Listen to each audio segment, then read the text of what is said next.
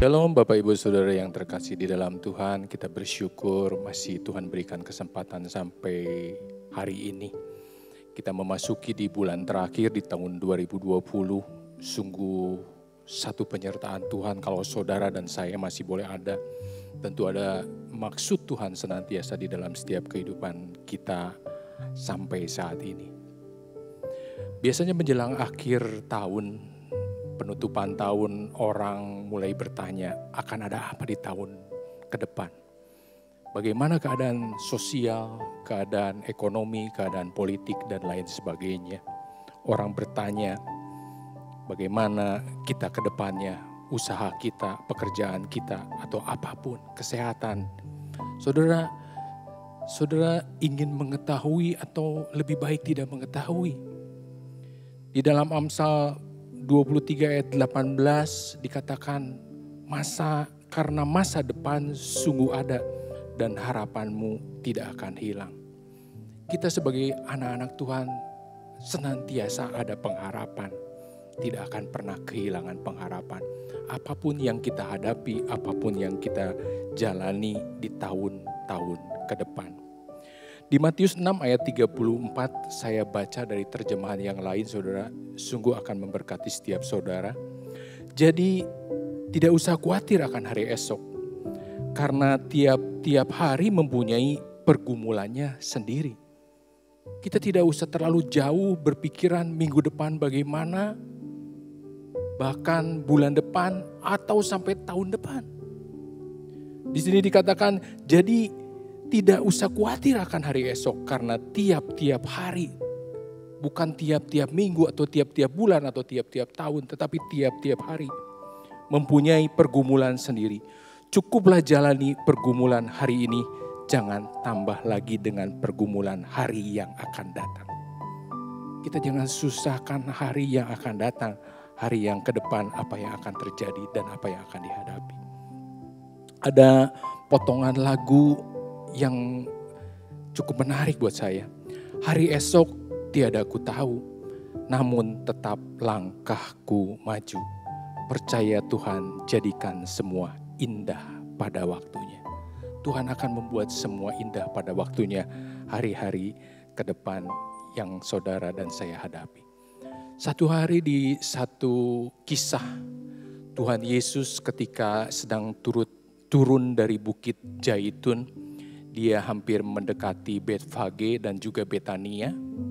Di situ Tuhan menyuruh dua muridnya, kamu nanti jalan ke depan di kampungmu. Entah berapa lama itu dari tempat itu menuju kampung yang ada di depan.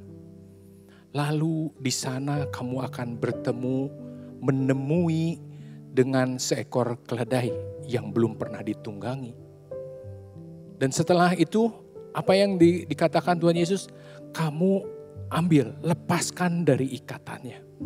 Nanti di situ pun akan ketemu dengan orang. Ketika orang tersebut menanyai, kenapa kamu melepaskan keledai itu? Katakan, Tuhan memerlukannya.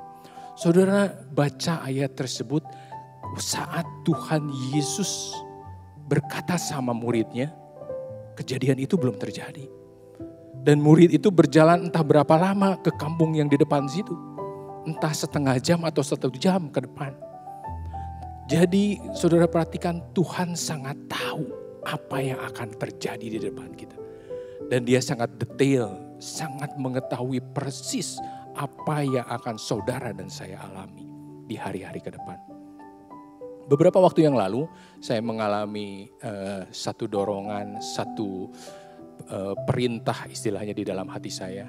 Saya harus memeriksa satu mesin generator yang ada di tempat pekerjaan saya. Dan ternyata betul saudara, pagi itu ketika saya periksa, saya buka pintu generator, ternyata oli penutup generator tersebut ternyata sudah longgar. Entah apa yang terjadi, saya lihat olinya sudah cukup banyak berkurang. Pagi itu pun saya langsung membeli oli, mengganti oli pada mesin generator. Mesin generator adalah pembangkit listrik yang ketika PLN tidak mengalirkan listrik dan mesin ini dijalankan. Saya tidak mengetahui kapan melonggarnya atau karena sering dijalankan atau bagaimana.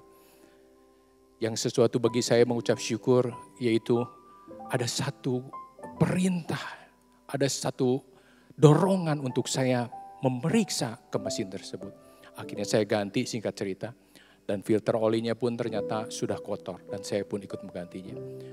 Tidak lama malamnya mesin itu harus digunakan karena PLN tidak mengalirkan listrik. Dan berhari-hari saat itu saya catat begitu seringnya mesin digunakan. Seperti kendaraan yang sudah berganti oli tetapi sudah siap digunakan. Percayalah saudara bahwa apapun ketika kita bersandar berharap kepada Tuhan. Seperti di Keluaran saat Musa berkata, "Ku tak mau berjalan kalau Tuhan tidak bersama dengan aku." Dia minta senantiasa tuntunan Tuhan. Biarlah saudara dan saya pun senantiasa meminta tuntunan Tuhan di dalam setiap kehidupan hari lepas hari. Bersama Tuhan, menuntun berarti Tuhan ada di depan kita. Dia membawa kita. Ada Roh Kudus yang senantiasa dijanjikan dan janjinya dijanjikannya sebagai penolong untuk bukan sementara tetapi selama-lamanya. Terima kasih, Tuhan Yesus memberkati.